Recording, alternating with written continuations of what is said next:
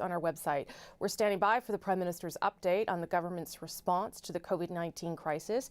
He'll be speaking at any moment, 11 o'clock Eastern. We're expecting an update on the government's procurement of PPE, personal protective equipment, including things like, of course, ventilators, masks, gowns, gloves, hand sanitizer. Specifically, how much of what was ordered about 2 months ago has actually arrived and how that domestic supply chain has ramped up.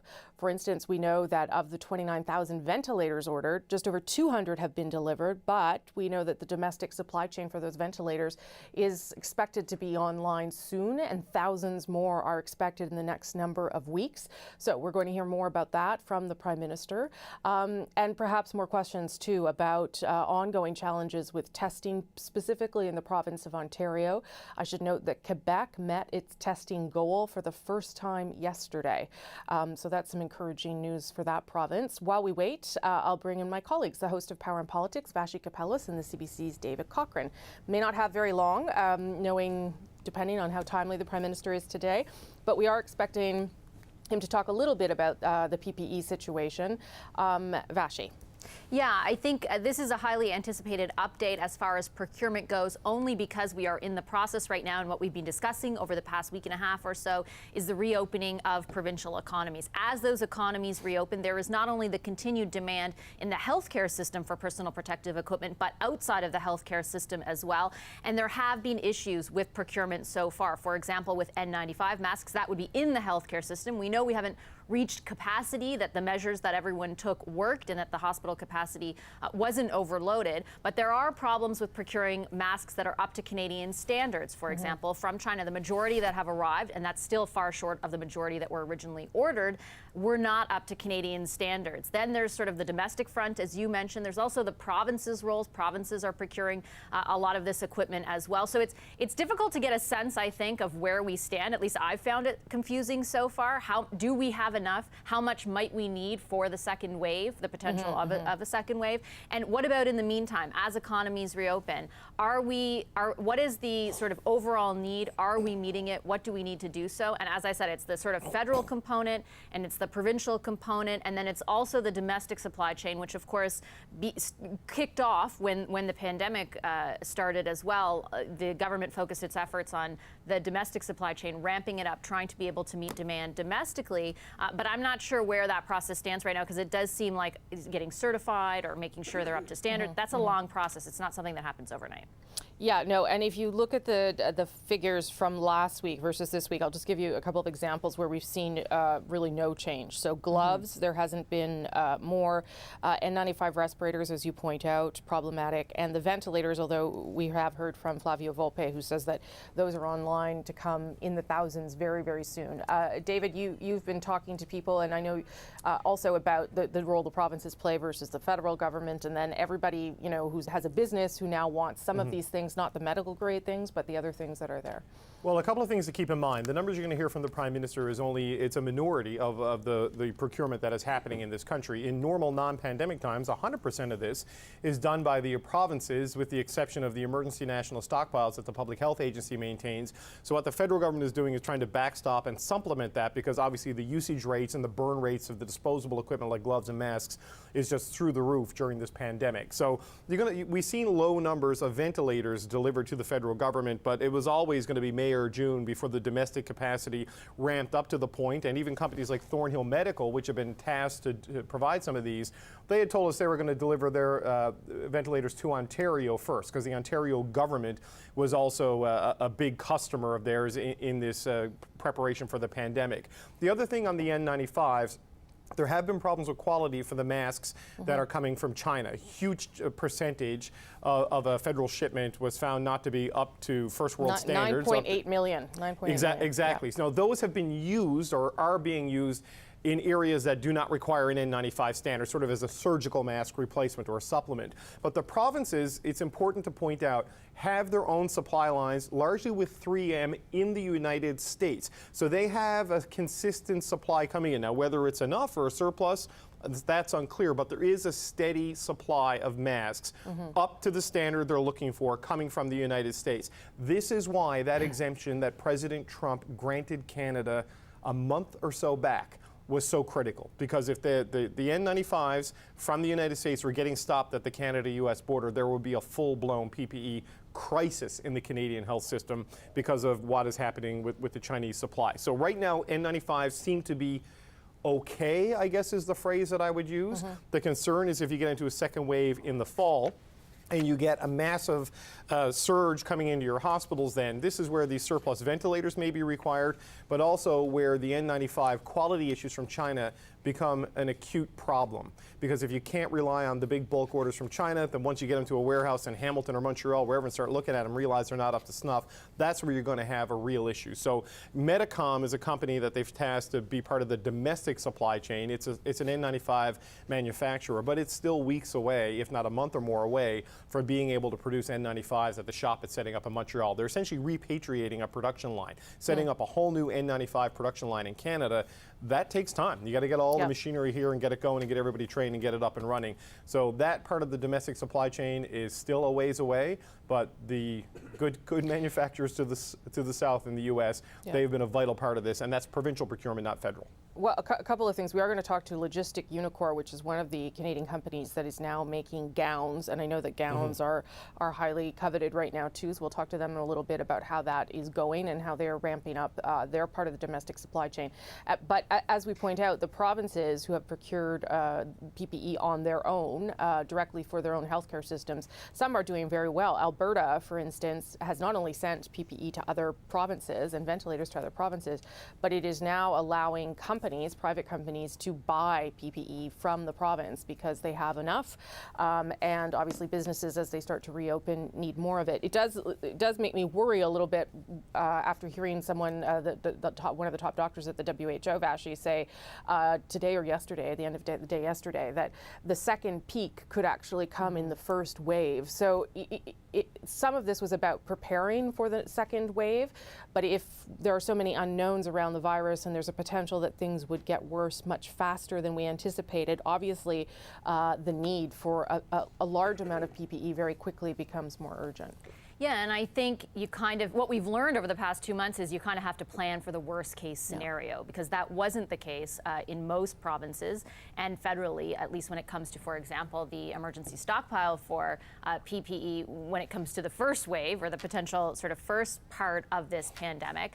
In the example that you provided of Alberta, it's almost an interesting test case, and it's a little bit wonky, but the way in which healthcare is delivered, or the administration of healthcare in Alberta, it went through, I think, at least a decade ago, a sort of controversial process where it was all centralized. And this was, of course, a discussion in Ontario as well as some other provinces. And while at the time that was a very controversial move because it affected the delivery of health care throughout the province, when it comes to procurement, it ended up being a huge benefit to Alberta because it was centralized, because they only had basically one office working on the idea of what they might need. They started a lot earlier than other provinces, and as a result, even now, you mentioned the ventilators, they loaned, I think, over 20 to Quebec.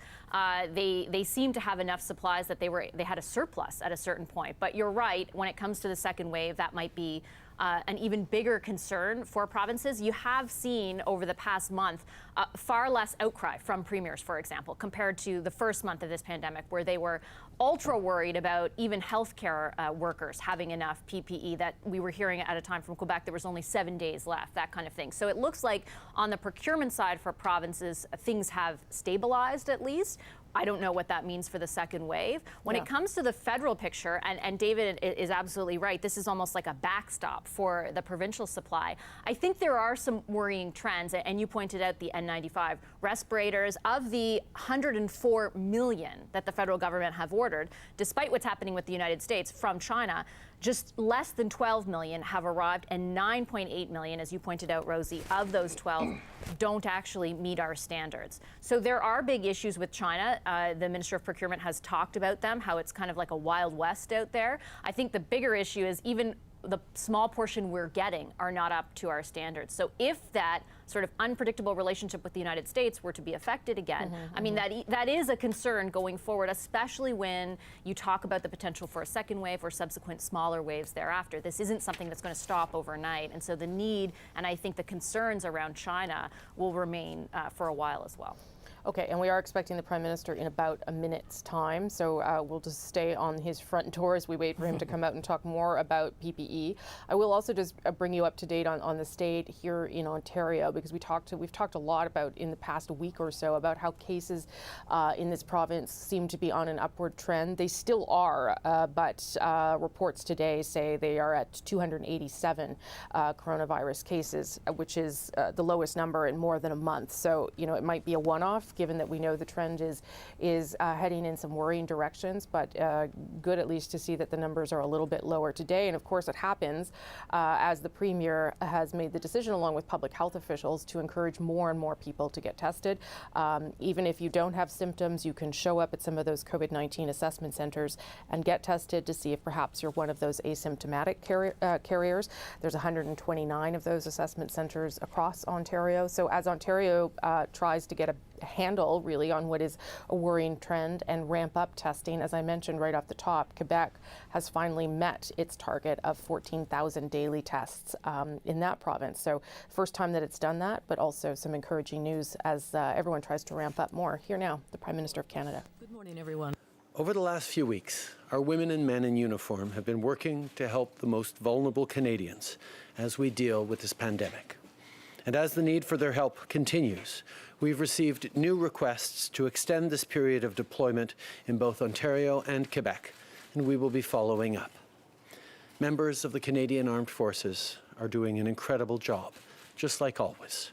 They are serving with distinction for our grandparents, our parents, our elders.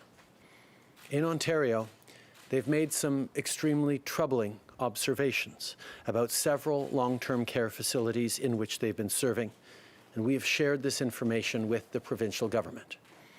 As I've said many times, we need to do a better job of caring for the people who built this country. The greatest generation saw us through World War II, and we need to be there to support them properly through this global crisis. I spoke with Premier Ford on this earlier this morning to let him know that, of course, we would be there to help as he takes action on improving care for seniors in long-term care centres. Our government will continue to support Ontarians through this, and I know this is something the Premier will be addressing in greater detail at his press conference later today. This morning, I also wanted to provide an update on personal protective equipment. In the last 10 weeks alone, over 40 flights have arrived in Canada carrying much-needed PPE. This represents hundreds of thousands of items, everything from masks to hospital gowns, that we've shipped to our frontline workers. At the same time, we're also investing in production here at home. And on that front, today, we're taking yet another critical step forward. I can announce that we've signed a contract with General Motors to produce 10 million face masks. As we speak, GM employees are already making these masks. They will keep people safe and help slow the spread of COVID-19. And for the auto workers in Oshawa, this contract will support good, well-paying jobs in an industry that's faced tough times. On testing, we're also making progress.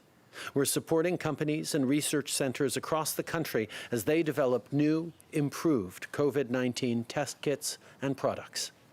And for life-saving healthcare equipment, we've signed a new contract for 10,000 ventilators that are being produced through a partnership between Canadian Nobel laureate Dr. Art MacDonald, his team, and Vexos. Deliveries will begin this summer, bringing our total of made-in-Canada ventilators to 40,000. On this and on other supplies for frontline workers, I know that Minister Bains and Minister Anand will have more details to share a little later today. In the last 10 weeks, more than 40 flights carrying personal protective equipment have arrived in Canada. We're talking about hundreds of thousands of different items, including hospital gowns and masks that have been distributed to our frontline workers. At the same time, we are working with companies right across this country to ramp up our domestic capacity to produce these articles here in Canada. Today, I'm able to announce that we have signed a contract with General Motors to produce 10 million face masks. At this point, GM employees have already begun to do that work, and the first batch of masks will soon be available. With respect to testing, we are also making progress. Right across the country, we are supporting companies and research centers that are designing new test kits for COVID-19. And we're doing the same thing on ventilators. We have signed a contract to produce 10,000 ventilators that will be made through a partnership between Art McDonald, his team, and the company Vexos. Over the past 2 months, we've rolled out targeted support for sectors that have been hit hard by COVID-19. And we know that more needs to be done. Just look at the food industry. With the growing season underway, farmers are working harder than ever to keep Canadians fed. But because of COVID-19, many are having trouble finding workers. So today, I can announce that our government is funding up to 700 youth jobs in that industry. This will support the people who put food on our plates while creating new opportunities for young people. This builds on what we've already done, from connecting more Canadians of every age with work in the sector to supporting seasonal workers. At this time of year, farmers are working harder than ever to feed Canadians. But because of COVID-19, a number of employers are having a lot of trouble finding workers to help them out. So we will be funding up to 700 youth jobs in that sector. That will help out those who feed our families, while at the same time creating opportunities for students this summer. In the last weeks, Canadians have been focused on our families and on our neighbours, on our communities and our country. But we've also been closely engaged with how the world is managing COVID-19, not only because the only way to truly end this virus in Canada is to end it everywhere, but because as a trading nation, with Canadians who trace their origins to every corner of the planet, we understand better than most how connected the world has become. Canadian jobs and businesses depend on stable and productive economies in other countries, so it matters to us how everyone weathers this storm. For so many, this pandemic is devastating. More than 300 million people around the world will be out of work, and more than 30 million people will be pushed into extreme poverty. We can't wait for others to act. It's not in our self-interest, and it's just not who we are. We can and we must seize the opportunity to do what we can to make people safer and more prosperous, to create an international system that recognizes who's left behind and strives to lift them up. This is no small task, but I know we're up to it. Canada is ready to do our part as we help bring the world together in the fight against COVID-19. On Thursday, I will be convening a high-level meeting with the Secretary General of the UN and the Prime Minister of Jamaica to consider global economic challenges and how to better support developing countries. We're bringing together leaders from every region of the world, as well as the heads of international institutions, to work on shared strategies to protect the global economy, support our citizens, and help the most vulnerable. I've been speaking to many leaders about these issues and about the importance of global cooperation. This includes Chancellor Merkel of Germany and President Macron of France just yesterday, and leaders from the Caribbean and from across Africa, Latin America, and the Pacific. And key international financial experts like Canada's own Mark Carney are getting involved too. To address this pandemic, to keep people safe, to help our economies weather the storm, we need to collaborate. And with this forum, Canada will be there to help lead the way forward. Canada is a trading nation with trading links with many countries around the world. Our workers, our economies, our businesses depend on a global economy that is healthy. And in the midst of a pandemic, we cannot close our eyes to the world we live in. We must not forget the most vulnerable, whether they're people who live in remote regions or people in the Caribbean. For many of them, the pandemic has been a disaster. As Canadians, we know that we have a role to play. We can and we must build a safer and more prosperous world for everyone and ensure that our international system is fairer and more equal for all. This is quite a task, but I know we are up to it. On Thursday, I will be convening a high-level meeting with the Secretary General of the UN and the Prime Minister of Jamaica to address the current challenges and look at various ways of helping developing countries. This will be an opportunity for leaders to get together and develop strategies to protect the global economy, support our citizens, and help the most vulnerable. I discussed those matters and the importance of international cooperation with a number of leaders. Yesterday, I spoke to Chancellor Merkel of Germany and President Macron of France, and I've also had discussions with leaders from the Caribbean, Latin America, and the Pacific region. And of course, key financial experts as well, such as the Canadian Mark Carney. They will also be participating. If we all work together and we remain focused on what we must do, I know we will be able to get through this together and come back strong afterwards. Thank you. We'll now go to the phone for questions. One question, one follow-up. Operator. Thank you. Merci. For questions, star 1. Première question, Raymond Filion, TVA. À vous. Good morning, Prime Minister. First of all, about the military. You talked about extending their mission, but you didn't say until when. Do you know how long that mission will be extended? Well, it's only in recent days. Yesterday from Quebec, for example, we received a request for an extension, so we have to have some discussions with the two provinces, but of course we will be there to help them.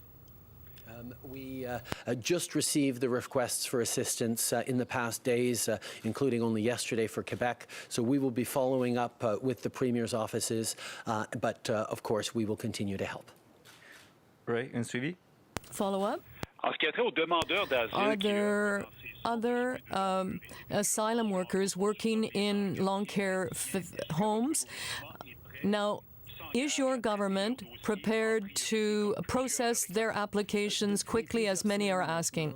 Well, for a number of weeks now, the Minister of Immigration has been working on that specific issue. We know that there are some extraordinary people doing heroic work in our long-term care facilities, and we must look at how we can help them, and that's precisely what we're doing now. Merci. Prochaine question. Operator.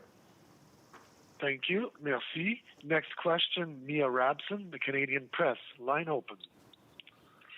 Good morning. I'm just curious if you can explain to us what the difference is between the special COVID-19 committee being safe to sit in Parliament if you don't think it's safe for the full House of Commons to sit in reduced numbers. I think it's been important that we've had a parliament and a democracy that has continued to function. Over the past number of weeks, we've had 3 days a week of sessions where the opposition can bring forward their questions, make their suggestions, and demonstrate to all Canadians that our institutions continue to function.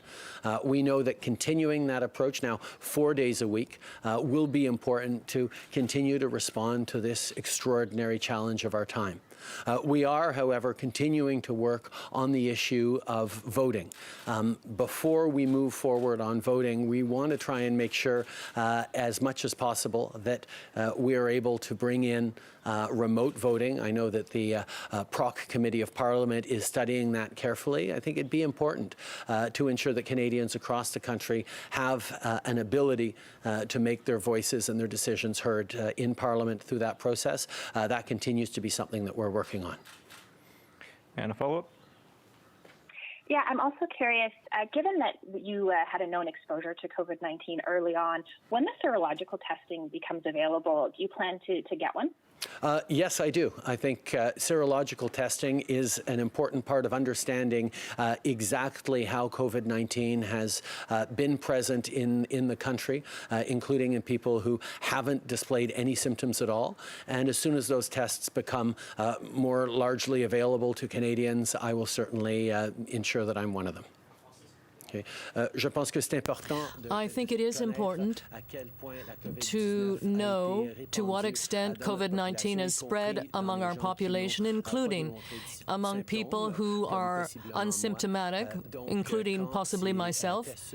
So when those tests will be more widely available, I intend to become tested. Thank you. Operator, next question. Thank you. Merci. Prochaine question, Hélène Buzetti, Le Devoir, à vous.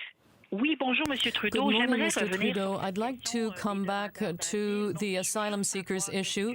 I'd just like to know, do you agree with the principle of regularizing the status of certain individuals or expediting the processing of their application or even putting them in the immigrant process, as Quebec seems to be requesting? Well, for quite some time now, we've realized that people coming into this country make a strong contribution to our protection and our success as a country. Our government has always been open to immigration and has always appreciated the people who come into this country. When it comes to asylum seekers who came into the country through irregular means and are now working in our long-term care homes and are doing heroic work to protect Canadians, we are currently looking at how we can recognize that work and expedite the process. And the Minister of Immigration is working precisely on that. I know that there has been a change of position on the part of Ms. Freeland. A week ago, she was saying we are a country that abides by the rule of law. We have to use the regular processes. But now it seems like you're prepared to do things somewhat differently. Well, we are in a situation that is quite exceptional and unprecedented. COVID-19 is demanding that we review certain ways of doing things, and that includes our immigration system. Now, that system is focused on abiding by the regular processes and treating everyone fairly, and it's important to follow those processes. But in an exceptional situation, we can, of course, consider exceptions. Merci. Prochaine question. Operator. Thank you. Merci. Prochaine question, Mélanie Marquis, La Presse. À vous. Good morning. Thank you very much. Now, on immigrants, Mr. Trudeau, how many irregular asylum seekers do you think have been coming in? And I understand you agree with the principle, but what are the problems that could surround securing their status? Well, I think people recognize that heroes who are doing exceptional work in a very difficult situation should be recognized as such. And we have an immigration system that is robust and rigorous and complex. Therefore, the Minister of Immigration is currently looking very carefully at what this kind of approach would involve, and we understand that people feel there's a need to thank those individuals, but we also want to make sure it's done properly. Follow-up? Yes, as a follow-up, Mr. Trudeau, on another issue, the wage subsidy, the leader of the Bloc Québécois has been suggesting that you are not being a moral leader on that issue. He doesn't understand how you could be asking for the wage subsidy. And as the leader of your party, will you demand that your party not use that wage subsidy, or will you go ahead with it? The wage subsidy was introduced to help all organizations, all businesses that have seen a decline in their revenue in order to help the workers. The Subsidy does not judge the type of work or the type of business or organization that is involved. We simply look at how we can help people who rely on that job to keep their paycheck and to be able to support their family and buy their groceries. Now, in political parties, there are people who work as translators, as accountants, as receptionists. These are people who do important work for themselves and for their families. And we created the wage subsidy to help precisely these kinds of people to help to keep their jobs rather than being laid off, possibly because of a decline in the organization's revenue. Christian Noël, Radio-Canada. At the beginning of your speech, you referred to the soldiers working in the long-term cares that have made some troubling observations. Is that only in Ontario or also in Quebec? And what are we talking about? Distress? Negligence? Could you be more specific about those troubling observations? And how did you feel about that when you heard this? Well, I read the report yesterday coming from the Canadian Armed Forces, and I can tell you that it was extremely troubling. I got that. We sent that report to the Government of Ontario over the weekend, and we will be discussing that further, and we will be there to help. But there is no doubt that we must do much better when it comes to supporting our seniors in these long-term care homes right across the country. That report talks specifically about the situation in Ontario, but we continue to be vigilant across the country. I read the report in full yesterday. We shared it with the provincial government of Ontario over the weekend. It is deeply disturbing.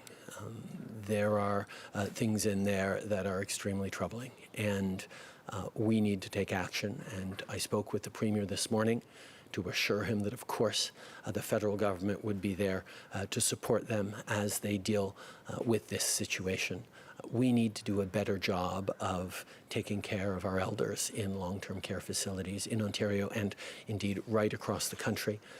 The Premier will be sharing this report with Canadians in the coming hours and will be speaking at more length on it, and I will leave that for him.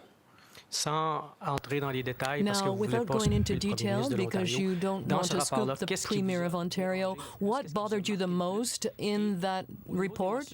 And in terms of your own emotions, were you sad? Were you disgusted? Were you shocked? How did you respond? Well, the answer is yes. I was sad. I was shocked. I was disappointed. I was angry. I believe that we're talking about a situation that clearly is a reality associated with COVID-19, but has also existed for quite some time now. And we must, as a country, improve the situation in those care homes, but I will allow Premier Ford to comment more on this. But as I've said several times since the beginning of this pandemic, these are our seniors who are suffering the most as a result of COVID, and we have to do better to support them. And the federal government will be there to take part in any discussions that will take place now and in the future to improve that support for the people who built this country. On reading the deeply disturbing report, I had obviously a range of emotions of anger, of sadness, of frustration, of grief. It is extremely troubling, and as I've said from the very beginning of this, we need to do a better job of supporting our seniors in long-term care right across the country through this pandemic and beyond. This is a situation that has gone on for a long time. We need to take action as a country. The federal government will be there to support provinces in their jurisdictions on dealing with this as we move forward. Tom Perry with CBC. You've read this report. Are you concerned that the problems that it reveals are not limited only to Ontario? And what specifically can the federal government do right now to deal with these issues? The federal government is there to help. We have stepped up with members of the Canadian Armed Forces in a number of long-term care facilities across the province and indeed across Ontario and Quebec. But the challenges faced by this system of long-term cares is larger than just the places that the Canadian Armed Forces are showing up in. So we need to have a conversation and we need to take action as a country on improving care. There are many extraordinary, excellent long-term care facilities across this country. There are some that obviously are not doing as well, that we need to make sure we are improving the standards of care and the support for Canadians as they retire, as they reach that phase of their lives. The federal government, as I've said from the beginning, will be part of the conversations with the provinces on how we move forward, how we learn from this crisis and what we've learned through this crisis, and move forward.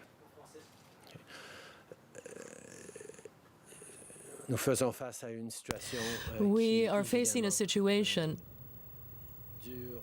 that clearly has existed since long before the pandemic in a number of long-term care homes, where we're seeing that the support given our seniors is not up to scratch. And of course, there are seniors' residences and centers that are extraordinary in terms of the way they care for our seniors, our elders. However, there are other facilities that do not meet our standards. And as I said right from the outset, as a society and as a country, we have to work together to improve the care we provide to our seniors. The federal government will be there to support the provinces in that work. I could ask you about PPEs. You're talking about the flights that have arrived, but where are we running into bottlenecks? What's preventing us from getting even more of this equipment? I think there are global challenges around provision of PPE. We have demonstrated with 40 flights and hundreds of thousands of items, many in the millions, that we have received and distributed across the country, that we are providing for Canadians as we need to. But at the same time, we recognize that as the economy reopens, as perhaps a second wave might hit us, we need to be ready. And that's why we continue to draw on even more PPE. We continue to go through stringent and rigorous quality control, because we have seen a rise in counterfeit products and products that don't meet rigorous Canadian standards. We have ensured that every item that has been distributed in Canada has met our standards. But it's why we've also moved towards increasing and creating domestic production for PPE. And Canadians stepping up to help Canadians is what this country is all about. And we're going to continue to do the work necessary to ensure that right across the country we have the PPE necessary to move forward safely. Okay.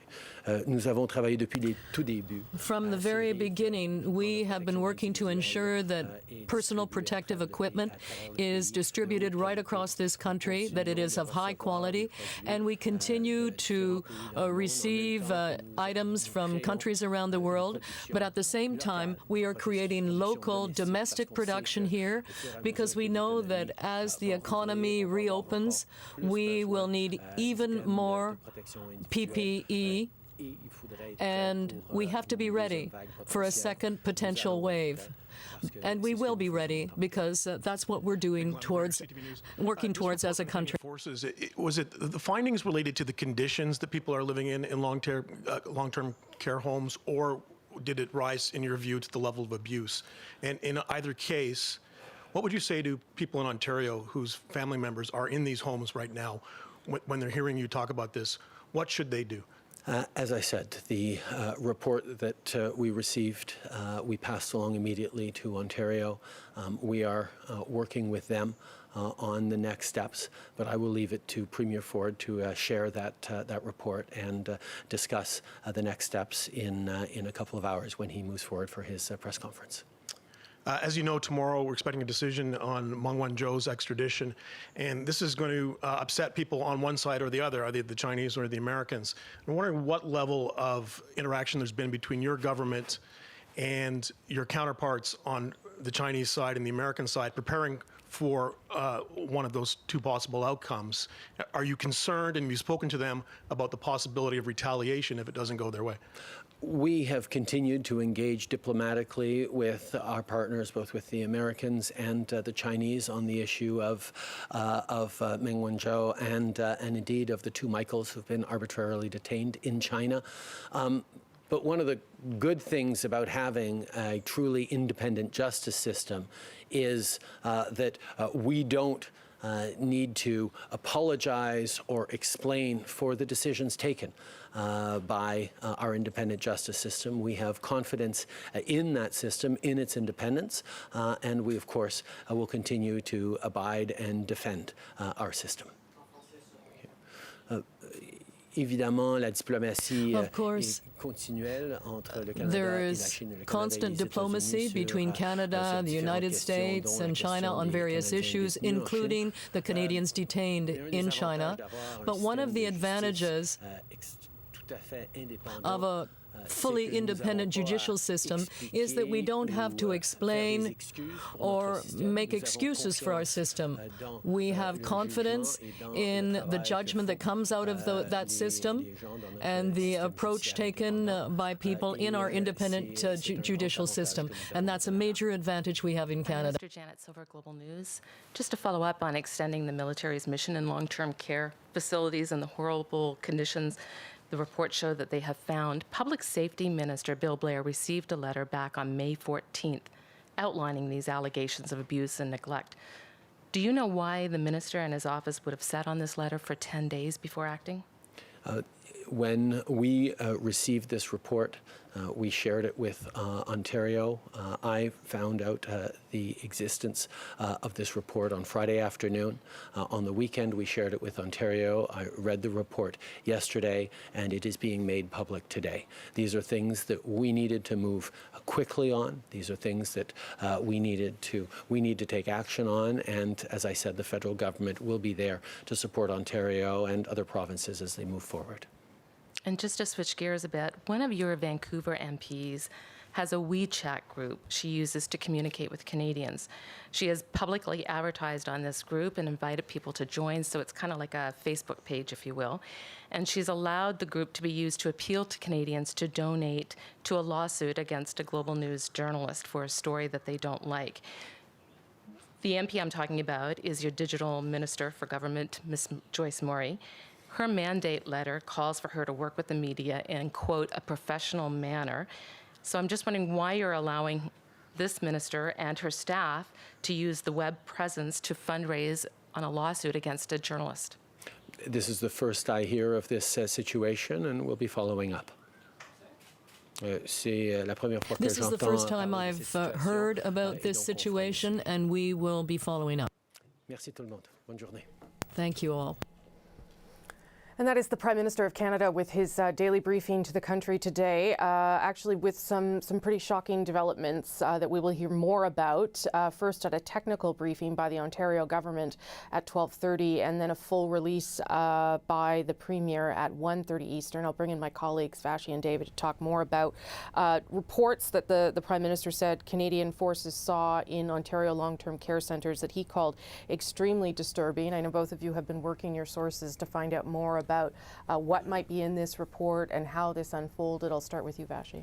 Okay, so it sounds like from the Prime Minister, and I should reiterate what he said, as you mentioned, Rosie, he said he experienced anger, frustration, and grief when reading the military report on what's going on in some Ontario long-term care facilities. We know that the military is in 5 of those facilities, most of them located within the Greater Toronto area. I'm just pulling up the exact list. Orchard Villa in Pickering, and one in Scarborough, Etobicoke, North York, and Brampton. And what I'm told is that, and you heard the Prime Minister talk about it, he is in receipt of the report as of Friday, but there was a question from Global News that Bill Blair's office, the Minister of Public Safety, might have had the report since May the 14th. I'm working to try and confirm that at this point. What I've heard from 2 separate sources in the military is that this report asks the province to investigate and take some sort of action, corrective action. They found evidence of few rules being followed, a lack of staff training, a lack of medical equipment, inadequate resources provinces overall, people passing away and not adequately being taken care of. My source says that there are some specific examples provided in the report, and we are anticipating, according to the Premier's office, the full report to be released in a few hours' time. There's a technical briefing about the contents of it about 12:30 Eastern. Bottom line, though, the military witnessed some awful things in the short time they've been in these long-term care homes.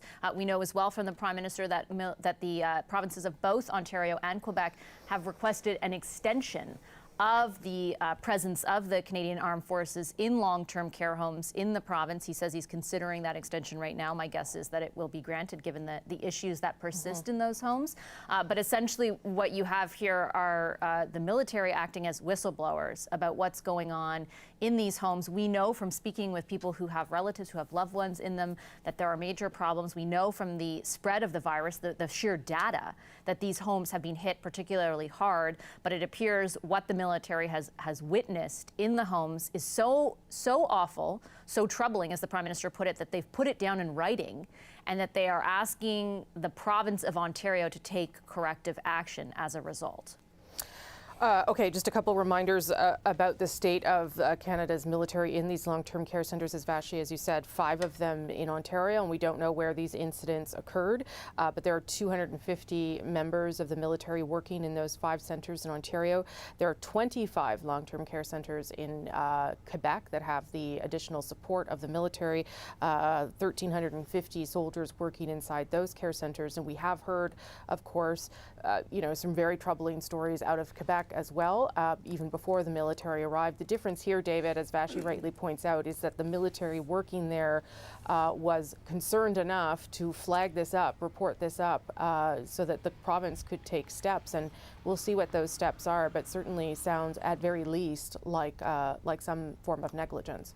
Yeah, you have a remarkable situation, Rosie, where the Canadian Armed Forces are essentially acting as whistleblowers in terms of what they've seen in these 5 long-term care homes, or some of these 5 long-term care homes in Ontario. We have noticed now from Doug Ford's press secretary, Ivana Yelich, that they will be releasing the full Canadian Armed Forces report on the 5 long-term care homes the military has been insisting at 1:30 today. There is hang on, just getting a bit of information here. Yeah. Okay, the May 14th date that some of this has come out apparently was a letter maybe that was sent to Bill Blair, or an alert, but I'm told by a senior government official that they did not get the full report from the military until Friday, and that's when it was shared with Ontario over the weekend. So it's come very quickly from when the formal report was compiled and sent to the Prime Minister's office, from when it was read, shared with the Premier's office, and then made public. It is unclear, to me at least, what may have been known by Minister Blair's office on the 14th of May, whether that was a letter sent from someone in the community, from a member of the military, or simply part of a news report, because there have been various reports about deficiencies found in long-term care homes. Sure.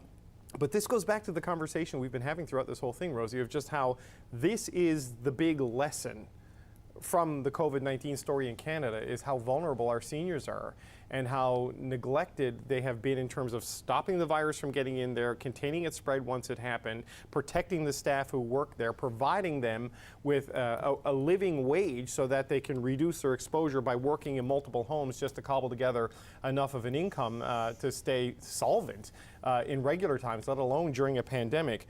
But now to have the military deployed to sort of fill in the gaps that were laid bare by these outbreaks and by staff in these long-term care homes getting sick, and to have the military walk into something that is so troubling, and soldiers see some things, it was so troubling they felt to formally make a complaint and send a whistleblower's report directly to the Prime Minister of Canada, is a startling thing in what has been a series of startling things over the last several months. So this is, I think what we're going to hear from the Premier in about an hour and a half is going to be pretty horrible. Yeah, and I should point out that there is a technical briefing which is not, will not be made public, so we can't televise it, but our reporters will be calling in, of course, to get background information on that technical briefing.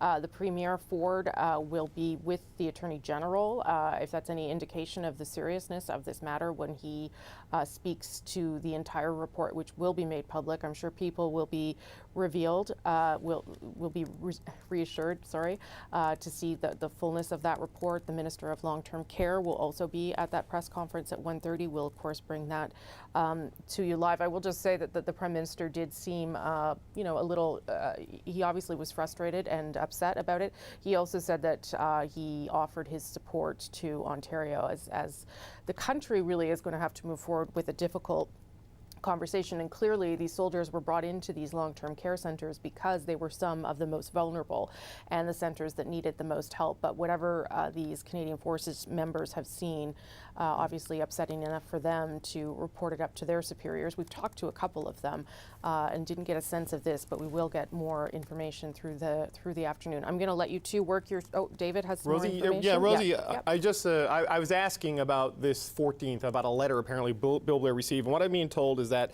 Bill Blair, and this is from a government official, did not have anything on the 14th. There's a package that was delivered on Friday, and in that package, one of the documents is dated May the 14th. Okay. So it's something that has been compiled over a period of time.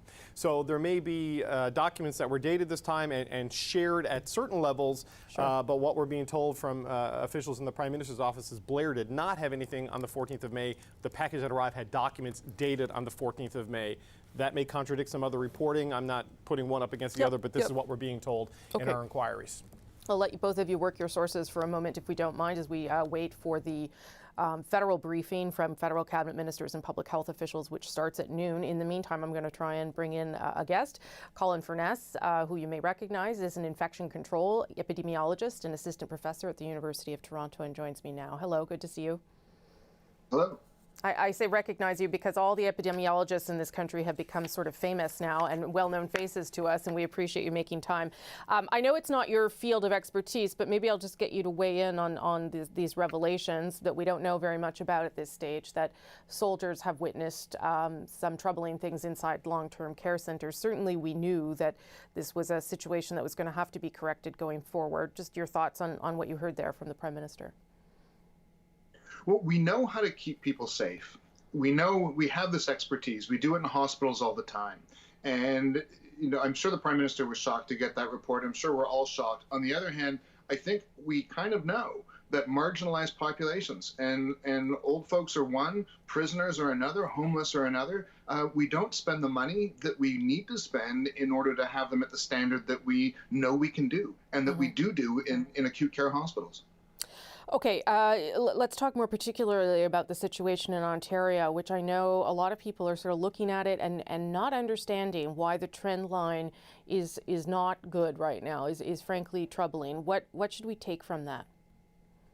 Well, there's two pieces I think we need to sort out. The first is the regulatory framework that is applied to long-term care homes adequate? Are the regulations adequate? That's number one.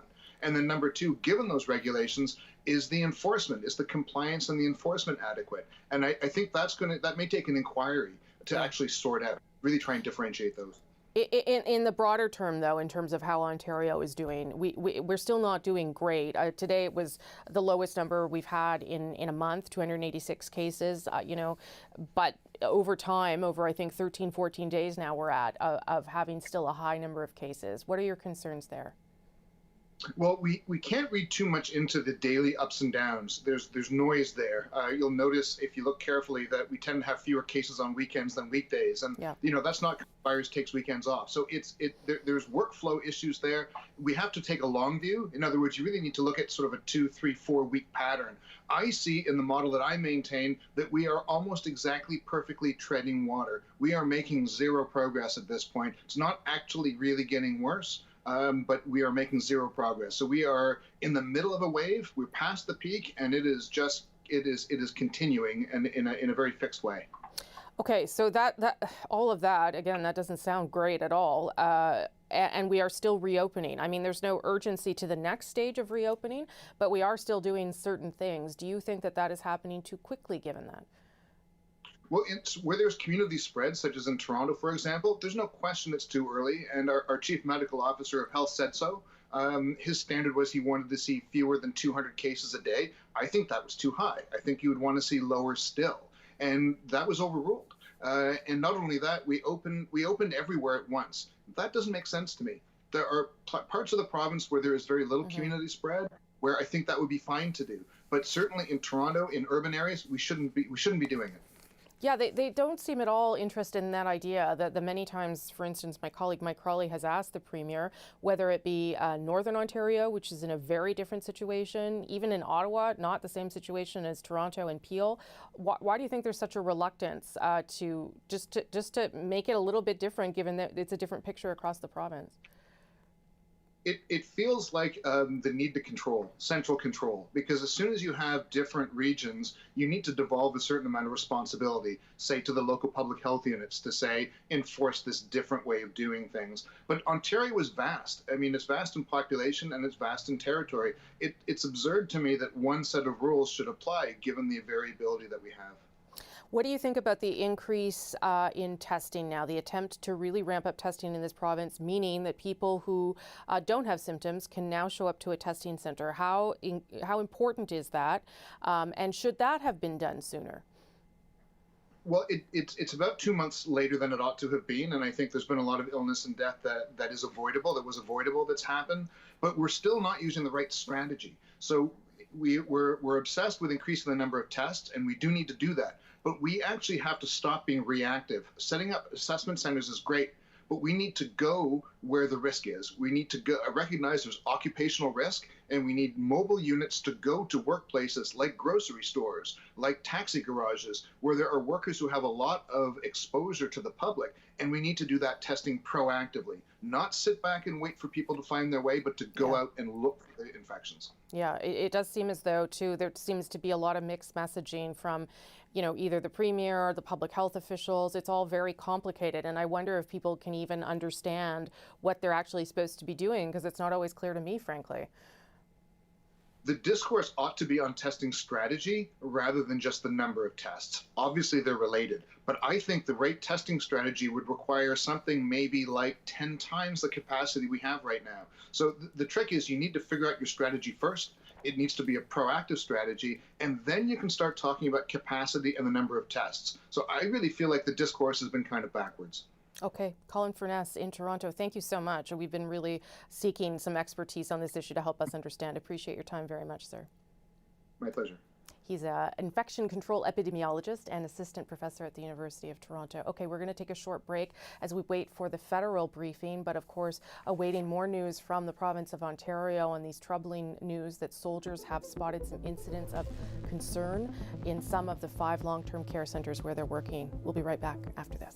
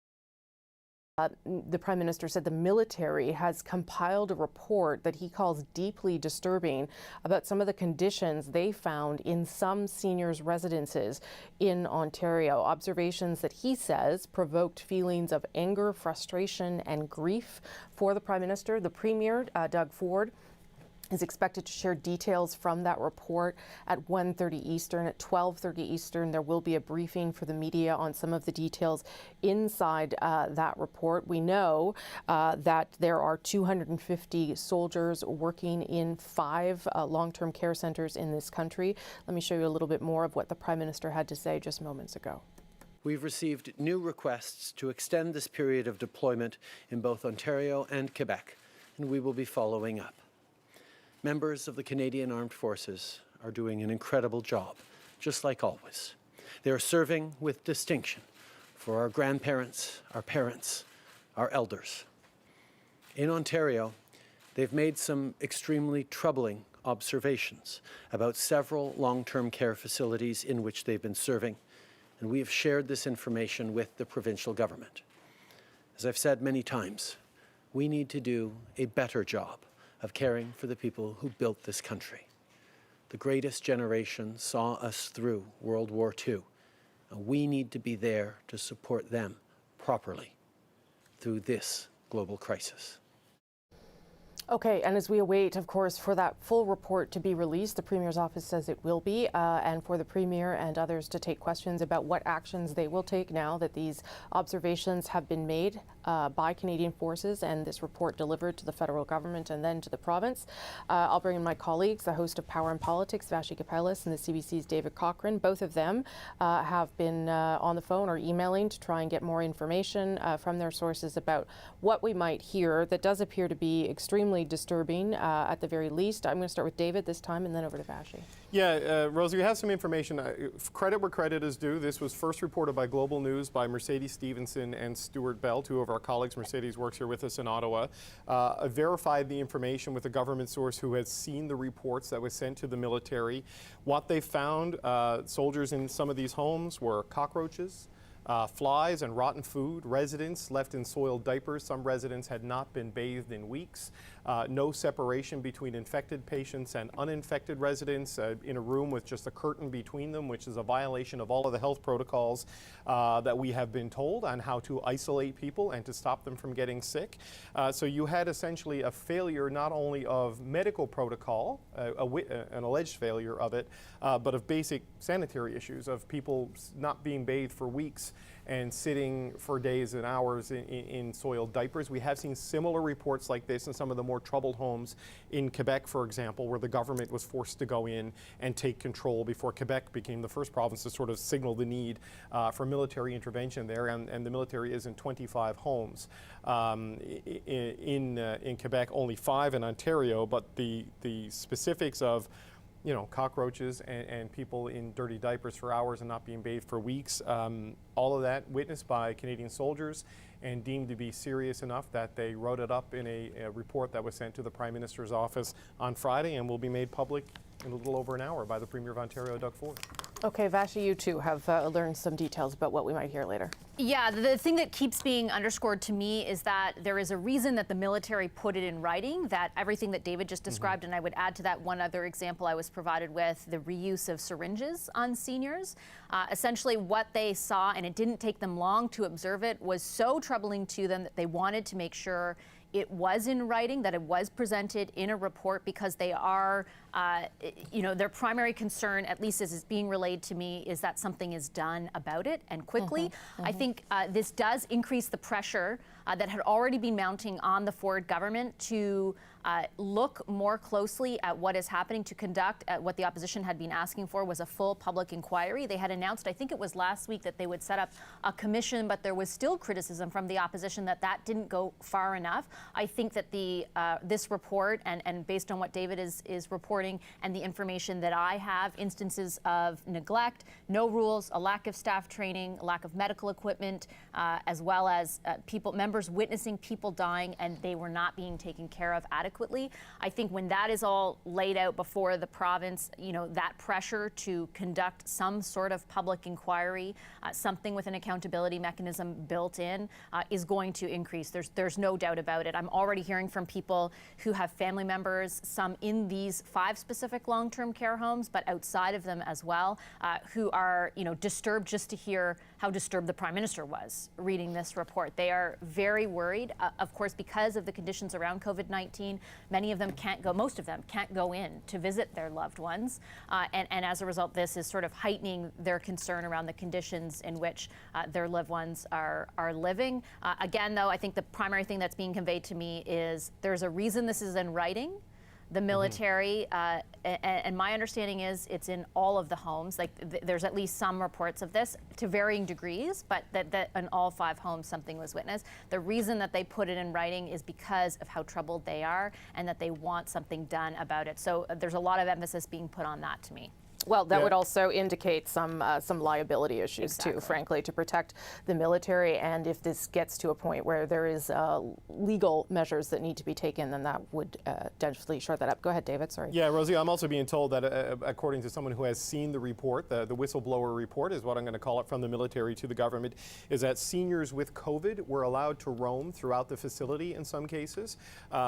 We know it's a challenge to stop COVID from getting into the facility and then contain it, but allowing infected seniors to roam is a problem. And also workers going from infected to non-affected rooms wearing the same gowns and gloves that they had just been using to treat someone who had maybe have been infected. So that obviously then becomes a vector for transmission inside a long-term care home where the population is extremely vulnerable and where the overwhelming majority of the deaths in this country have been. There's also been issues with fungal infections in some patients from a lack of proper hygiene. I'm not going to give you the specifics on that because it's daytime television, and also expired drugs being found inside the facility. So all of these are allegations and findings by the military contained in this report that will be made public later today by the Premier of Ontario. So, I mean, certainly there are allegations, but there are observations by Canadian Forces members, which obviously gives them a certain amount of weight, undoubtedly, and will force, I think, the government to respond in a serious manner when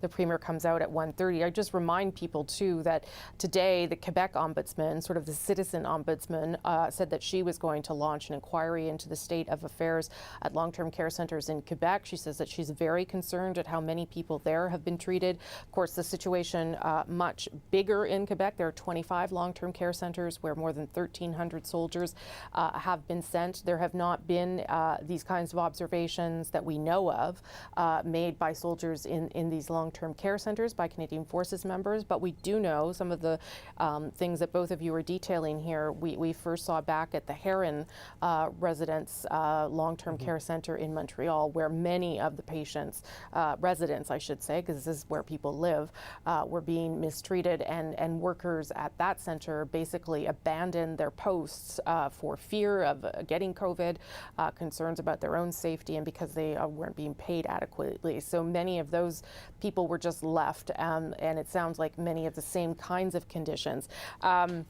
As we wait for this federal briefing, which will give us an update on the Ottawa response, obviously I think the concern here now shifts to the Prime Minister has talked many times about the conversation that needs to happen moving forward, and the federal government will be part of it. I know we've talked before about even the possibility that long-term care centres somehow get folded into federal jurisdiction under the Canada Health Act, but I wonder now if the urgency for an actual inquiry that could even be directed by the federal government isn't more real and more urgent, because if we're moving now into a different phase of this, anticipating a second wave, I don't know that we can sit around and wait to figure out how to make some pretty massive changes to long-term care centres across the country, because of course it has been primarily in Quebec, some in Ontario, but there's nothing to say that this couldn't happen in other places. Vashi. Yeah, I think that's an excellent point. I think, and I actually think that is the gist of the point that was made to the provincial government in Ontario last week,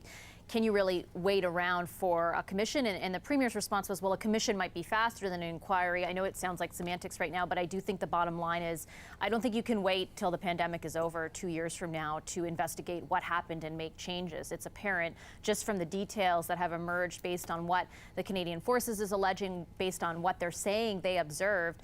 This is something that needs to change immediately. And so I think that will be the gist of the questions to the Premier. You pointed out earlier, and I think it's important too, that the Prime Minister indicated, and every time he mentioned it, that the federal government will be there for Ontario.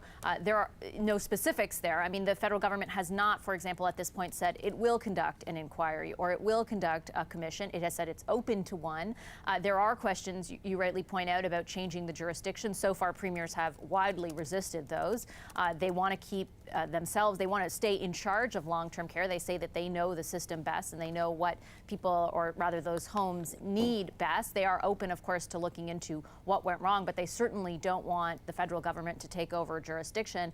I think that the question, though, of what role does the federal government play now is less of a question for months from now or years from now. I think it's a question for today, based on what the Premier might say. You know, like if the Premier does need more resources in order to make these changes, and previous health ministers have indicated if you want a long-term care home to run like a hospital, it's going to cost a lot more money. If that is the case, does that money need to come from the federal government? I'd imagine so, given how the sort of financial challenges that provinces are facing right now, and to what end? We had talked earlier about the prospect of the federal government providing additional envelopes of money for long-term care and attaching strings to them, aka, you know, a set of standards that had to be met. In this case, clearly, the CAF is laying out how standards are not being met, right? And how troubling it is, and the sort of evidence of that. I think all of that becomes part of the discussion. But to your point, Rosie, it's not a discussion to be had in the future now. It feels very imminent, and it feels very important to be making those decisions right now, so that the situation can be rectified. And of course, my sources are telling me that the military's package, the letter today, the file today, will specifically ask for action to be taken. Yes. Okay, David, you have more information too, and then we'll bring you the briefing. Just quickly on that, I mean, from speaking with senior officials, what they say is that they believe the military compiled this so carefully and comprehensively as they did because of the possibility that some of this could be criminal liability issues. And we'll need to hear more from the Premier there. But an important piece of context, we talk about what the federal government can do. It's important to talk about what the provincial government has done or hasn't done. And I want to point people to reporting done by our colleagues David Common, Melissa Mancini, and Katie Peterson on the 15th of April, looking at resident quality inspections of Ontario's 626 long-term care homes. 2015, 16, 17, most of them got an in-person inspection. 2018, only a little more than half got an inspection. In 2019, last year, the year before the pandemic, only 9 of 626 long-term care homes received a resident quality inspection. I've tweeted that story out. It's important context for today. Great work done by David Common and his team in Toronto. Melissa Mancini and Katie Peterson have been leading our coverage on the long-term care issue throughout this. Yeah, and it also shows you that there will be tough questions for provincial governments as well about choices they made around funding in long-term care centres and how they were addressing those. You can say that there wasn't enough money, and that may well be the case, but decisions were made, obviously, and these were choices made that the provincial governments will have to defend. I would just point out 2 other things before we go to the briefing, that the province has put 2 hospitals already in charge of long-term care centres, 2 long-term care centres in Ontario that weren't able to live up to what the measures were supposed to be.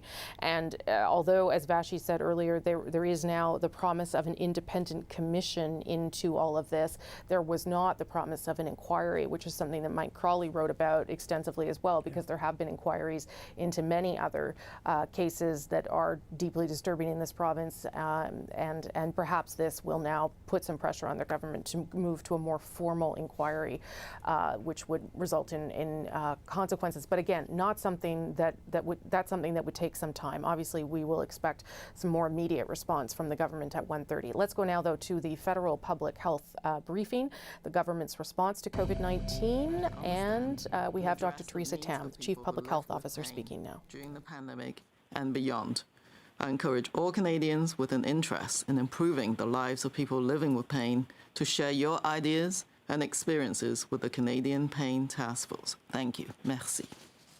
Okay, thank you, Dr. Tam. Et maintenant, je donne la parole à Dr. Howard New. Now, Dr. Howard New, you have the floor. Thank you. Good afternoon. As usual, I will start with the latest numbers on COVID-19 in Canada. There are now 85,998 cases, including 6,566 deaths, and 44,911 people are now recovered. Labs across Canada have tested over 1,500,000 tests, and about 5% of these tested positive overall. Over the past week, we have been testing an average of 22,300 people daily. Though some sectors are starting activities, we have started thinking about the cases of Canadians dealing with chronic illnesses and the unique challenges they face during these unusual times. It will be more difficult for these people to find new ways of living with COVID-19. For some, their medical condition or the medications they take may place them at higher risk for severe illness due to COVID-19. These individuals and those who care for them will need to consider carefully how best to manage their illness while navigating the direct risk of COVID-19. Others may be struggling to access the health and social services they need to cope with the day-to-day realities of their illness. People may be anxious about accessing these services, even as they become more available in the coming weeks. Delaying care can lead to worse health outcomes. So I encourage Canadians to contact your care providers to learn about the in-person and virtual options available to meet your needs safely.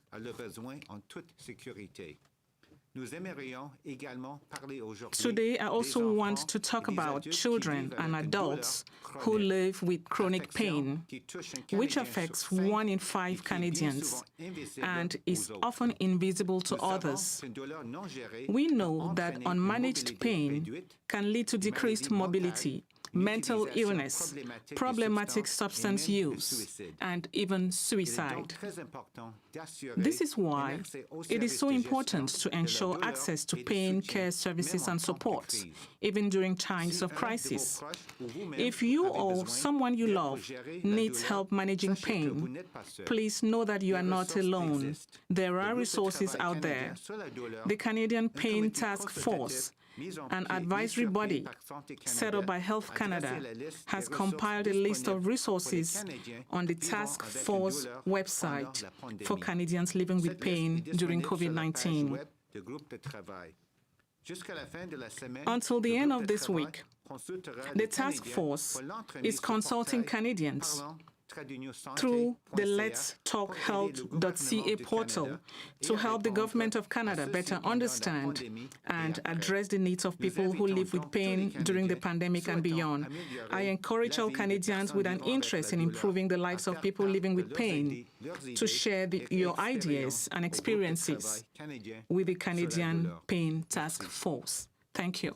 Merci, Dr. No. Thank you very much, Dr. No. From our Minister of Public Services and Procurement, Anita Anand. Anita, please. Thank you, Christia. Before I begin, I would like to thank the doctors, nurses, and caregivers, and all of those on the front lines for their tireless efforts in the battle against COVID-19. I would also like to thank our essential workers who have continued to keep our country functioning during this challenging period. Je pense notamment aux membres. I'm thinking about members of our security forces, producers, retailers in the food sector, as well as all those who are transporting people and goods throughout the country. Thank you all. Thank you. Turning to supplies for COVID-19 testing. As we enter a new phase in the pandemic and restrictions are slowly lifted, we know that testing will play an increasingly important role so that we are able to identify new cases across the country and track the efficacy of our efforts to protect public health. I can assure you that our government is determined to support provinces and territories on this front, particularly by providing them with all that they need for testing, like reagents and swabs. As I stated before, because this is very important, a contract has been signed with the corporation Lumine Ultra in New Brunswick to produce reagents in quantities that could enable us carry out 500,000 tests per week up till March 2021. Backstop, we have also placed large orders of reagent with 4 premier suppliers that work closely with provincial laboratories. These contracts will allow provinces and territories to access reagent and other lab products required for testing while we remain in negotiation with others. I am also pleased to report that last week 6 letters of interest were sent to 5 companies and post-secondary institutions to procure chemical agents for the domestic production of reagent. When it comes to swabs, we have ordered close to 12 million and have received over 3 million so far. The specific types of swabs necessary for COVID testing remain in very short supply globally, so we are working with domestic suppliers with capacity for 3D printing of swabs and with techniques for swab sterilization.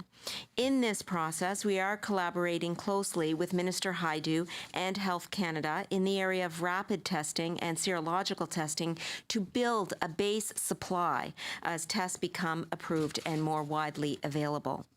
Turning now to domestic supplies of PPE.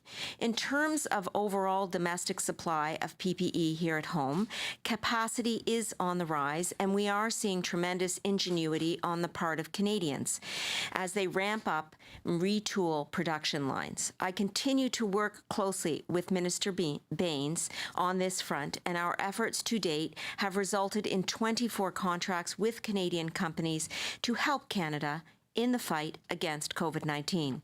Today, as the Prime Minister mentioned, we are also proud to announce a contract with GM Canada.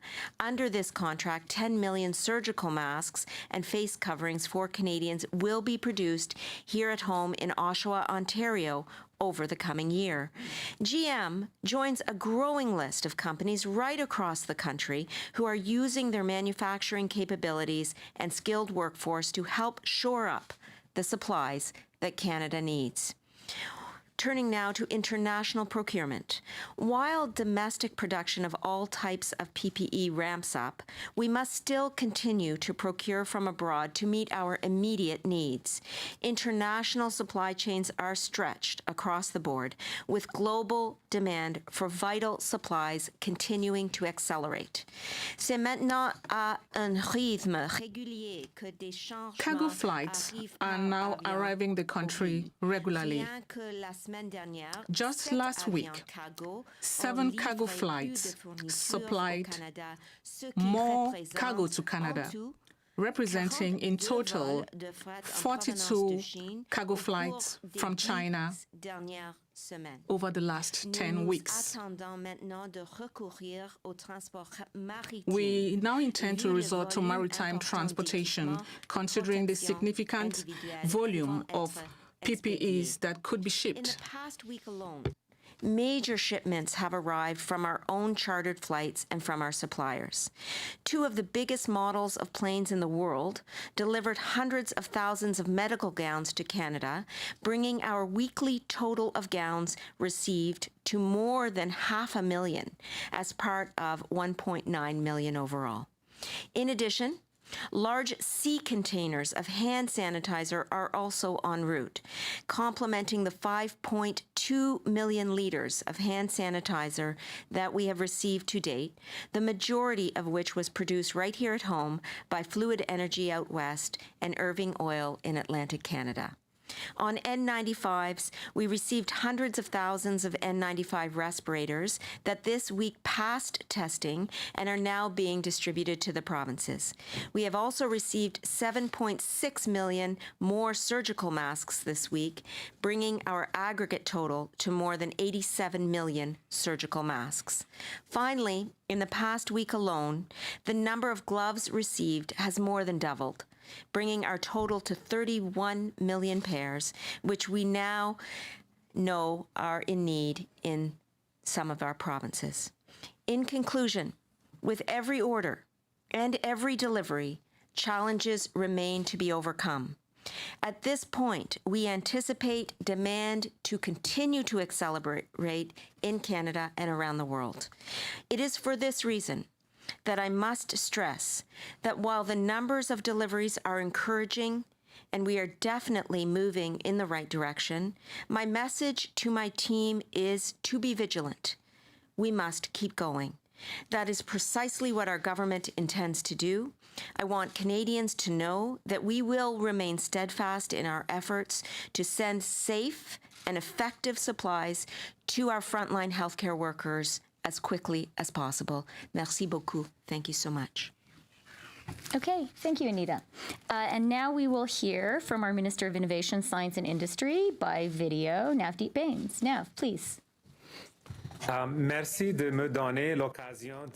Thank you for giving me this opportunity to present an update on the mobilization of the industrial sector to fight COVID-19. This period of crisis, we've seen and continue to see Canadian companies across the country making tremendous contributions to our healthcare system. To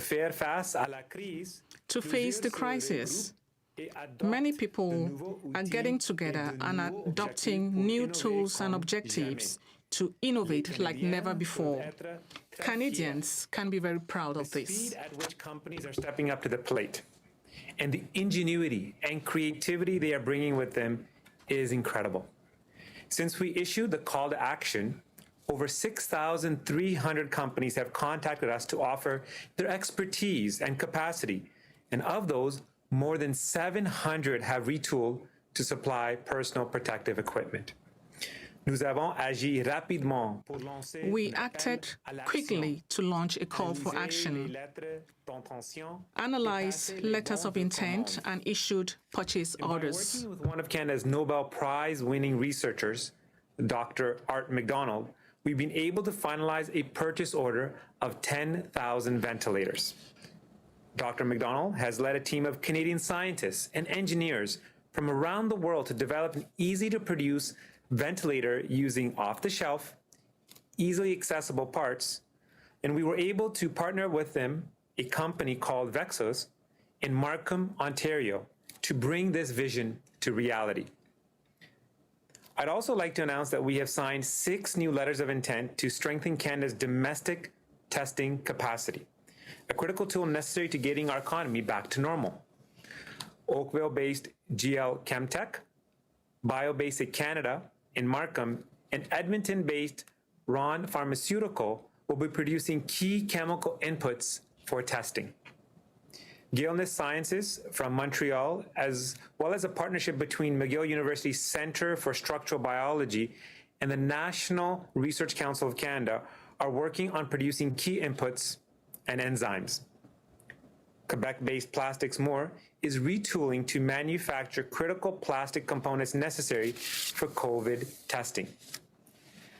And we're also finding, through the NRC Industrial Research Assistance Program, 6 new early-stage tests, some of which will expand Canada's existing capacity to diagnose COVID-19 infection, and others which will be able to detect antibodies in a patient's blood. Artron Bio Research in Burnaby, Custom Biologics in Toronto, and Biolytical Labs in Richmond are developing point-of-care testing kits. As mentioned, Luminultra Technologies in Fredericton are producing lab-based test kits and reagent. 2 companies, London's Diagnostic Biochem Canada and Response Biomedical in Vancouver, are developing serological tests to detect COVID-19 antibodies. And a few weeks ago, as part of our Innovative Solutions Canada Challenge, the NRC asked small and medium-sized businesses to come up with alternative materials that could be used in large quantities to manufacture N95 respirators and surgical masks for healthcare workers. 3 companies were selected from that process: Steadfast from Granby, Roswell Technologies based in Calgary, and Performance Biofilaments in Vancouver. These companies will work on solutions to this challenge using materials sourced and manufactured right here in Canada. And over the past few weeks, we've also leveraged our innovation superclusters by tapping into their national network of over 2,400 members. The NGen Supercluster has been supporting COVID-19 related projects, including one led by Eclipse Automation from Cambridge, which is retrofitting traditional N95 machines to be able to produce new Canadian mask designs with Canadian intellectual property. And the Digital Supercluster has approved a number of projects focused on expanding our ability to detect COVID-19 cases, providing virtual care, and accelerating the development of vaccines and treatments using artificial intelligence. As we work together with the Canadian business community, I have every confidence that we will continue to deliver on breakthrough solutions, retool where we can, and scale up to meet our needs during the crisis in the near future. Thank you very much. Merci beaucoup. Thank you, Nav. Et maintenant, je donne la parole au président du Conseil du Trésor. Now the President of the Treasury Board. Thank you, Christia. Good day, everyone. The Prime Minister and my colleagues made some important announcements this morning. The first has to do with Canada's role on the international scene to fight against unemployment and poverty that is created by COVID-19. The second announcement has been made by Ministers Bain and Annan concerning the significant progress that has been made regarding supplies and distribution of medical equipment and personal protection equipment. And we also have some good news: funding of 700 posts for young people in the agro-food sector, and also the federal government having received a request for the extension of the deployment of armed forces in long-term care facilities in Ontario and in Quebec. Thank you. Now we are ready to take your questions. Minister, so as usual, we're going to start on the phone with 3 questions, then 3 questions from the room, and so on. 1 question, 1 follow-up. Operator, over to you. Thank you. Merci. If you have a question, please press star 1 on your telephone keypad. Si vous avez une question, appuyez sur étoile 1 sur votre téléphone à clavier. La première question est de Hélène Buzetti du Devoir. La parole est à vous. Question from Le Devoir. Good day. My question is for you, Madam Freeland. Today, Mr. Trudeau said that the federal government is open to regularizing the situation of some refugees who worked in the long-term care facilities. It's not clear to me. Are we only talking about regularizing asylum seekers who arrived illegally through Roxham or other means, or are we talking about all refugees whose files will be quickly addressed? Could you please clarify that situation? Answer. I will try. As the Prime Minister said, we've always understood the importance of immigration for our country.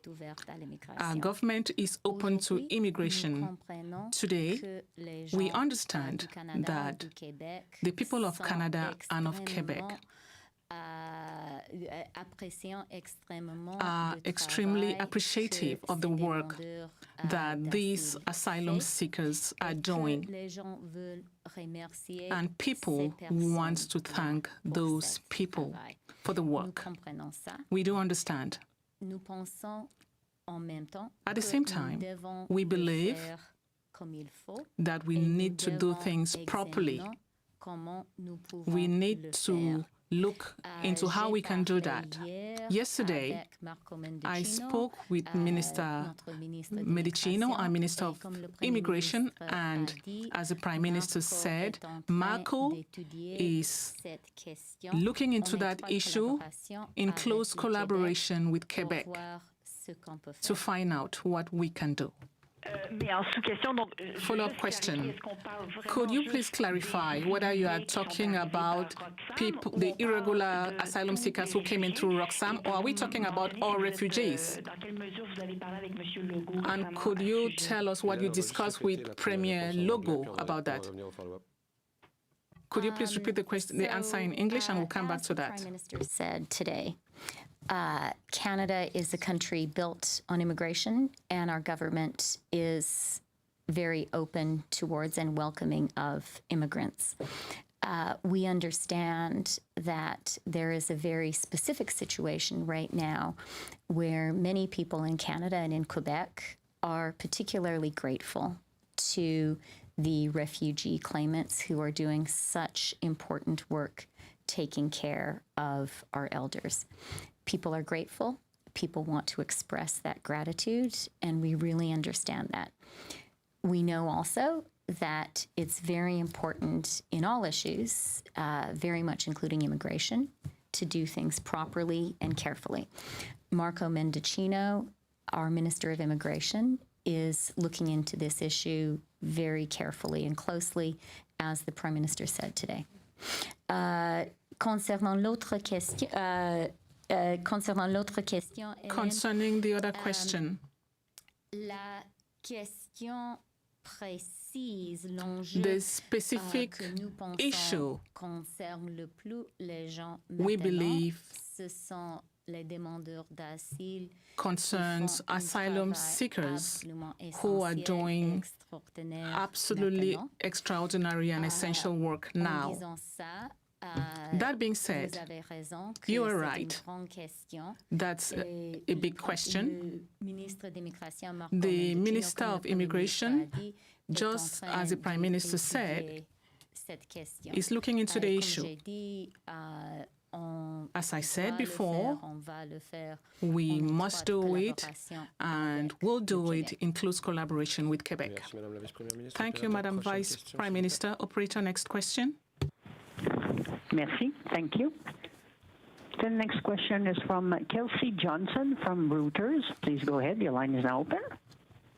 Hi there. Thank you for taking my question. My question is for Dr. Tam.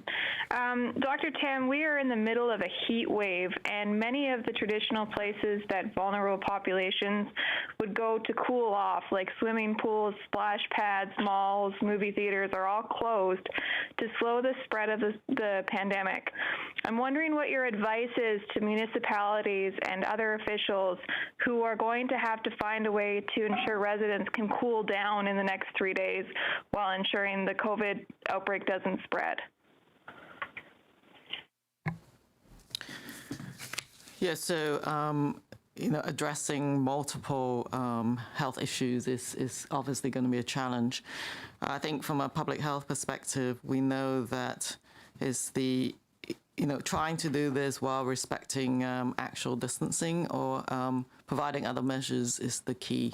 I think whatever municipalities come up with as individual solutions, like other spaces that could help to be opened up, for example, must still respect the public health measures, and they need a plan in terms of ensuring there are sick people still stay at their residence as much as people can assist with that. And then all the other measures includes the hygienic measures should be in place if people are looking for these solutions. So like any other setting, absolutely plan very quickly with the local public health authorities on how do you maintain physical distancing, potential need for mask use if you can't, hand washing, all of those measures will still apply, unfortunately. So that would be one aspect of it that people have to respect. Kelsey, follow up? And just as a follow-up, is there any situation where facilities like a splash pad or a beach or that could be opened up without the risk of scenes like we saw in Toronto with just too many people in one space? I think with the public health officers that there are ways, particularly outdoors, in minimizing the risk while reducing other negative health impacts. So if you're on a beach, then respecting those physical distancing measures can still be done. More of a challenge, I think, is when people have to use communal sort of environments like washrooms and those kind of services while you're at those outdoor spaces is, I think, where the medical officers are looking at that in particular. So the numbers of people that can be accommodated may not be necessarily, due to the restrictions of that open space, but due to sort of access to these common services. So they will have their specific plans to deal with that. That's actually very detailed planning. So listen to your local public health for sure. Thank you, Dr. Operator. Thanks. Next question, please. Thank you. Merci. La prochaine question est de Catherine Lévesque, La Presse canadienne. La parole est à vous. Question from La Presse canadienne. Oui, bonjour. Pour continuer Hello. To continue in the same vein, my question is for Dr. No or Dr. Tam. There's a heat wave now. Yesterday, we could not give any answer to the fact that the officials of long-term care facilities had to take care of seniors. There was no clear indication. For example, the public health authorities in Quebec. This is my question. What are you recommending that these long-term health care facilities do? How can they deal with the current heat wave? Answer. Thank you for your question. This is Dr. No here. As Dr. Tam already said, yes, we know that's a challenge. According to the public health strategies, we have to make sure that they are still in force. Physical distancing as much as possible, 2 meters. And good hygiene practices like constantly washing our hands. All those measures remain in force. Given the situation of a heat wave, we know it's more difficult. There are still measures that can be taken, for example, using fans to help air circulate.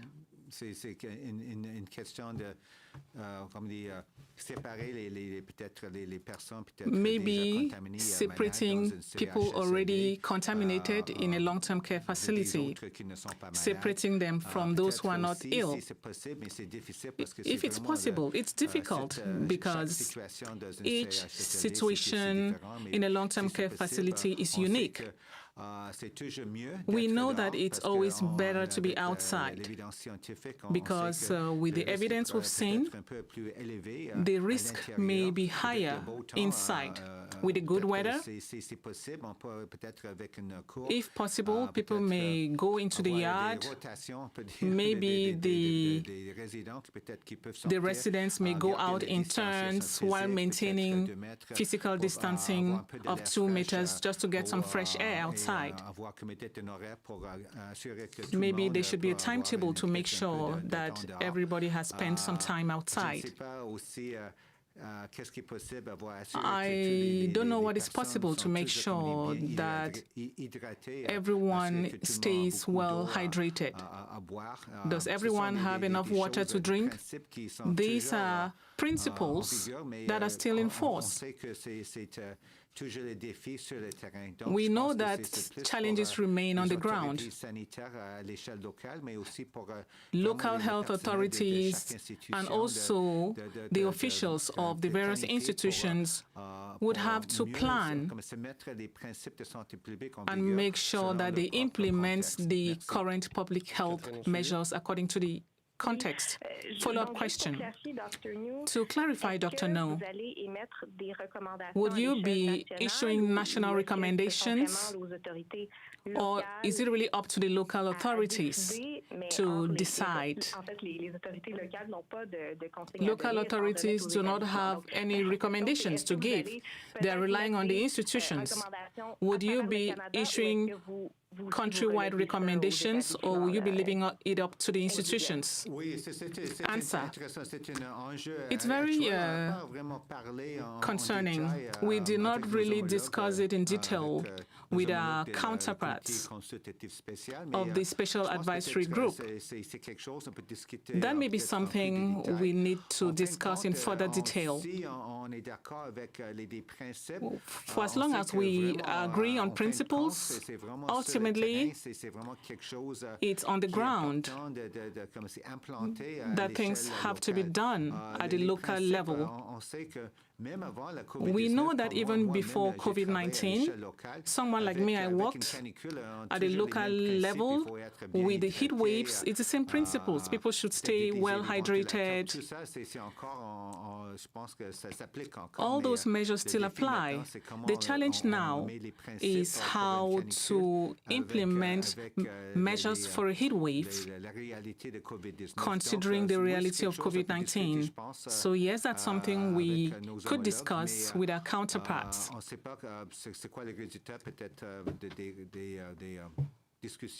We don't know what the results of those discussions will be, but ultimately, I think it will be more realistic for local authorities because they are the ones who know better what is happening on the field than those of us here at the national level. Turn to the room, starting over there.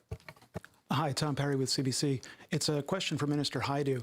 In regarding this report by the Canadian Forces about the long-term care facilities, I'm just wondering what specifically can the federal government do right now in conjunction with the Ontario government to improve the situation in these homes and moving ahead, making sure that this doesn't happen again? Thank you very much for the question. And as you know, since the outbreak of COVID-19, we've been well aware of some of the fragilities in long-term care in the long-term care sector. And as the Prime Minister said, and I have also read the report, it is extremely disturbing.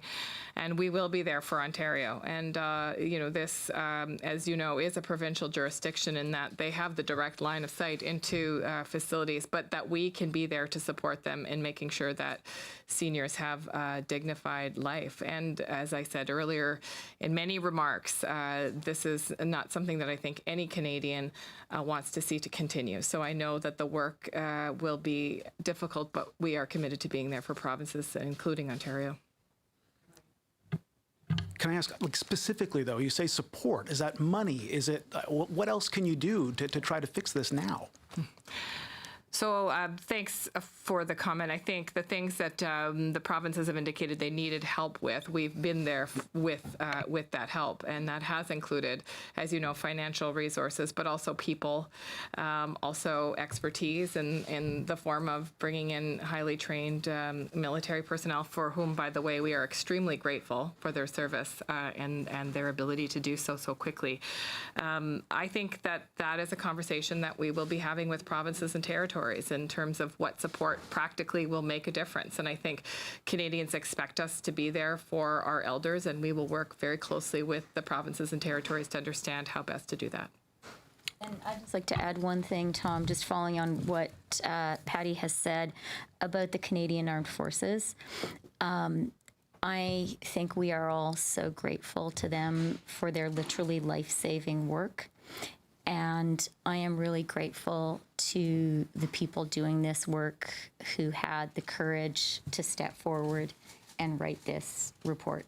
It's really, really important, and it's important to recognize that they did that. Bonjour, Christian Noël de Radio-Canada. C'est une question sur les équipements Question from Radio-Canada on personal protection equipment. So anyone can answer in French or in English. When we look at the equipment that was ordered and what we received... We're going to pull away from this federal briefing now. You can continue watching it on our website, cbc.ca/politics. But I'll bring back my colleagues, Vashi Kapelis and the CBC's David Cochran, who both have been doing an excellent job getting information for all of us as we await the official release of this this report written by the Canadian Armed Forces about the situation in long-term care centres in Ontario. It does touch on, as you mentioned there, Vashi, all 5 places where the Canadian Forces have been located for the past couple of weeks, 250 of them, Vashi. Yes, it does. And as the Prime Minister remarked, and you just heard Health Minister Hajdu as well as Deputy Prime Minister Chrystia Freeland say the results of that, or the content of that report, is very disturbing. A couple of other things that jumped out to me. First of all, I'll just pick up on what we just heard. Our colleague Tom Perry was asking the federal government specifically what they mean when they say we will be there for Ontario. That's what Health Minister Patty Hajdu said. It's also what the Prime Minister said not too long ago. Does that mean extra money? Does that mean additional resources? Does it mean a change in jurisdiction? Anything like that? The health minister indicated that, of course, the provinces have jurisdiction over this. She reiterated that some extra money has already been delivered, as well as resources. I imagine she means there the Canadian Armed Forces. The Deputy Prime Minister called them courageous for coming forward and reporting what they did, the contents of this report. But there was no specific answer on, does this mean, for example, an inquiry? Will it mean extra money? I know that the way it works is that the province asks for the extra help, and then the federal government has to decide whether to do that. We know there has been an ask from both Ontario and Quebec to extend the time the Canadian Armed Forces is spending in these homes, and that request is currently under consideration. But I did find that line of questioning very interesting, and I think it will be of increased importance when the public sees the contents of this report, when we hear from the Premier. Maybe the Premier will have something specific that he needs from the federal government to address that. But based on what I've heard so far, there is an ask in this report, there is an ask of the military that the provincial government do something, investigate and do something about this. And to that end, and I know David has more information on this, my sources in the military have told me that there is also a forthcoming report on the situation in long-term care in Quebec as well. This one, of course, is focused on Ontario, the 5 homes that the military is helping out in Ontario. But my understanding is there is something coming on Quebec as well, and I know David has more on that. Yeah, and David, why don't you pick up there? Yeah, it's not much in the way of specifics, but Rosie, I can tell you that when the Ontario report was delivered to the Prime Minister's office, senior officials were told that there was another one coming, and this one would be on Quebec. Now, a little bit of context there. The military is helping in 25 long-term care homes in Quebec, only 5 in Ontario. Obviously, if things were running great in Quebec, you wouldn't have the military in 25 of these homes. But in terms of a question of degree, apparently what was witnessed in Ontario was of a more severe nature, is the understanding that the senior government officials we're speaking with have of the situation. But there is another finding from the military of some sort expected to be delivered to the government as to what is happening in Quebec. And this does raise a lot of these questions of how do you fix this going forward, right? Because these issues are in Quebec's jurisdiction. They are in Ontario's jurisdiction. But Rosie, this is a national shame. And there will be a call for national action on this even before the dust settles, because as we hear every day from public health officials, we are bracing for the possibility of a second wave in the fall. And you cannot go into the traditional influenza season compounded by the risks of the COVID-19 pandemic without addressing the systemic failures that exist in the long-term care system in the country. So this report that the Premier will release in about 35 minutes is going to be quite shocking and explosive for people to see based on the information that we have been provided, and perhaps a less disturbing sequel to come on the findings of what has happened in Quebec as well. Just a reminder that for people who live in long-term care centres, it's more than 70. I think we're almost verging on 80% of the deaths in Canada due to COVID-19. Quebec accounts for more than half of those cases, almost 60% of the deaths. So a couple other points in Quebec. I mentioned the case of the Heron long-term care centre. I should also mention now that police and the coroner are investigating what happened at that facility. So we do know that there are police investigations that have begun in Quebec. In that case, there were more than 31 deaths in a month, not all of them due to COVID, according to initial reports anyway. And we also know that when Ontario announced that independent commission last week, they pointed out that 1,400 people had died, including 5 staff at long-term care centres. The difference, I guess, between an independent commission and an inquiry would be a legal one, undoubtedly, in terms of the consequences of it. But it does sound, from what what you've both said about what the Canadian Forces have seen and what they are reporting back, and the way the report seems to be written, that this may require more immediate action rather than a commission or inquiry. It may actually have to involve some legal authorities to try and get a handle on things. And I should say, we know from past reporting that, this isn't an issue necessarily of blame. It could be lots of things, right? In terms of the workers not being well equipped, fearful of losing their jobs, not being well trained. It could be many things at play here. And that report certainly will give us a better sense of that. I'll just get a couple more comments from both of you, Vashi. I was just going to say, as you listed that out, I was reminded of the Elizabeth Wetlaufer inquiry, right? Which very much looked at some issues which are very similar to what we have been discussing and what is laid out by the Canadian Armed Forces. In fact, many of the conclusions reached already by people who work in the system, such as inadequate staffing, staff who are paid too little, shift problems, people working in more than one home, all of those issues which have been identified in this pandemic were actually identified in that inquiry as well. And in fact, the provincial government was due to respond to the recommendations of that inquiry in July.